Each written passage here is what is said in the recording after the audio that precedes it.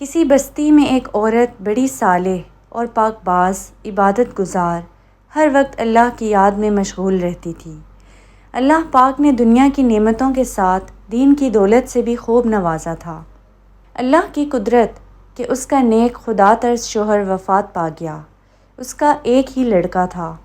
اس نیک دل عورت نے اس لڑکے کی بڑی اچھی طرح پرورش کی، ناز و نعمتوں سے پالا، تعلیم بھی اچھی دلائی۔ لڑکے نے جب دنیا کے میدان میں قدم رکھا تو ہر طرف اس کے حسن سلوک کے چرچے ہونے لگے۔ شریف لوگ اس کو عزت کی نگاہ سے دیکھتے، بیوہ عورتیں اس کو دعائیں دیتیں، یتیم بچے اس کے قدموں میں آنکھیں بچھاتے۔ یہ سب اس وجہ سے کہ وہ ہر ایک سے حسب مراتب پیش آتا۔ وہ غریبوں سے ہمدردی کرتا، خیرات صدقات دیتا، غرض اس کی بستی میں کوئی ایسا فرد نہ تھا جو اس سے خوش نہ تھا۔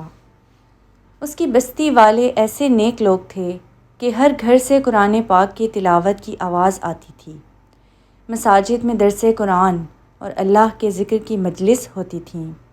غرض اس بستی کا ہر گھر جنت کا نمونہ تھا۔ ہر فرد دوسرے کا غمخوار، ایثار اور شرافت کا پتلا تھا۔ یہ لڑکا دیہات سے باہر شہر میں آنے جانے لگا۔ کچھ عریانی اور بے حیائی کا مظاہرہ کرنے والی عورتوں پر اس کی نظریں پڑنے لگیں۔ آہستہ آہستہ اس کی دوستی نیکوں سے ہٹ کر بدوں سے بڑھنے لگی۔ پھر وہ راستے سے بھٹک گیا۔ بدکردار دوستوں کے مشورے سے اس نے والدہ کے کھیت، دیہات کی پرسکون زندگی کو خیر باد کہہ کر شہر کی فضا میں اپنا ڈیرا ڈال لیا۔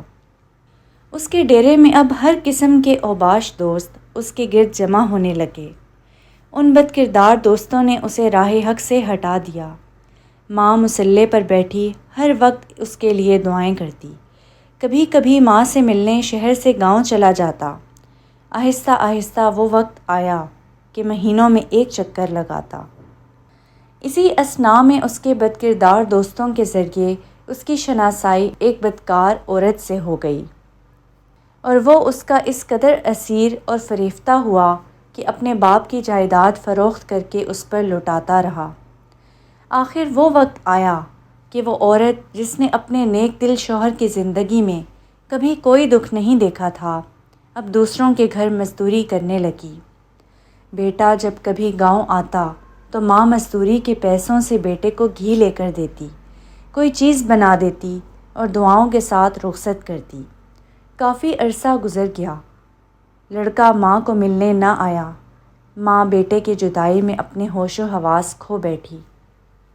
جب بھی کوئی غیر اس کے دروازے کو کھٹکھٹاتا، وہ دوڑ کر دروازے پر جاتی، بے ساختہ کہتی، میرے بیٹے تم آ گئے، بیٹے تم نے اتنی دیر کیوں لگائی؟ جب معلوم ہوتا کہ گلی کے کسی بچے نے دروازہ کھٹکھٹایا تھا تو دل پر ہاتھ رکھ کر پھر مصلے پر آ بیٹھتی اور رونا شروع کر دیتی۔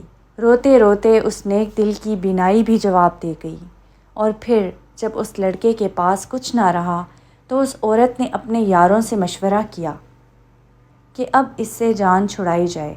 مشورہ یہ طے ہوا کہ اس سے یہ فرمائش کی جائے کہ میری محبت جب ہی آپ سے رہے گی کہ اپنی ماں کا دل نکال کر لاؤ۔ اس طرح وہ فرمائش پوری نہیں کرے گا تو خود ہی جان چھوٹ جائے گی۔ اس بدکار عورت نے یہی فرمائش کی۔ وہ انسان جو ایک وقت میں فرشتہ تھا، آج خواہش نفس کی خاطر شیطان سے بھی بدتر ہو گیا اور اس فرمائش کو بھی پورا کرنے پر تیار ہو گیا۔ خنجر لیا، گاؤں کی طرف چل دیا۔ عرصہ دراز کے بعد جب یہ بد نصیب دروازے پر پہنچا، آواز دی۔ ماں فرحت و خوشی سے دروازے کی طرف بڑھی، منہ سر چوما اور سینے سے لگایا۔ اس بدبخت نے خنجر نکالا، ماں کے سینے پر مارا، ماں کا دل نکال کر چل دیا۔ آسمان پر اندھیرا چھا گیا، اللہ کا عرش ہل گیا، فرشتوں نے دہائی دی، ظلم کی انتہا ہو گئی۔ بدکاروں کا یار بد کردار جب فاحشہ عورت کے مکان پر پہنچا، ماں کا دل اس کے سامنے کیا۔ اس عورت نے کہا، تو اپنی ماں سے ایسا ظلم کر سکتا ہے تو معلوم نہیں میرے ساتھ کیا سلوک کرے گا، اس لیے یہاں سے نکل جا۔ آنکھوں پر اندھیرا چھا گیا، گرا اور مر گیا۔ ماں کا دل ہاتھ سے چھٹا، دل اس فاحشہ عورت کے کمرے میں پڑی ہوئی چھری پر پڑا۔ ماں کا دل پھٹا، درد سے دل سے نکلی یہ صدا، بیٹا کہیں چوٹ تو نہیں لگی؟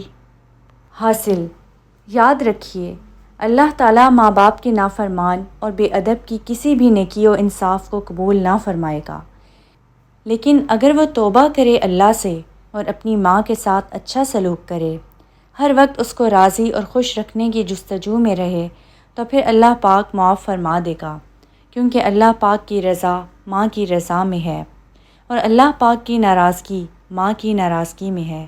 اللہ تعالیٰ ہم سب کو اپنی رضا کی توفیق عطا فرمائے اور ہمیں اپنی ناراضگی سے بچائے، آمین یا رب العالمین۔